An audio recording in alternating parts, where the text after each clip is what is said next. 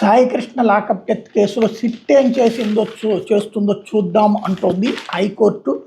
Copy ఒకడు గాలి Saikrishna lockup death వ్యవహారంలో దర్యాప్తు నిమిత్తం ఏర్పాటైన ప్రత్యేక దర్యాప్తు బృందం ఏం చేస్తుందో వేచి చూద్దామని హైకోర్టు బుధవారం పేర్కొంది.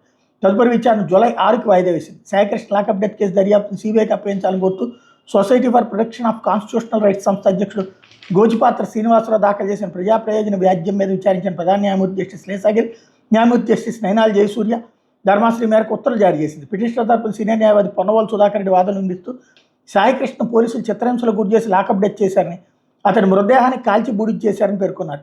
ఈ కేసులో పోలీసులు కోర్టును తప్పుదోవ పట్టిస్తున్నారని చెప్పారు. ఈ దారుణ ఘట్టపై సిట్ ఏర్పాటు వల్ల ప్రయోజనం లేదని, దర్యాప్తును సిబిఐకి అప్పగిస్తేనే వాస్తవాలు వెలుగులోకి వస్తాయని సుధాకర్ రెడ్డి వివరించారు.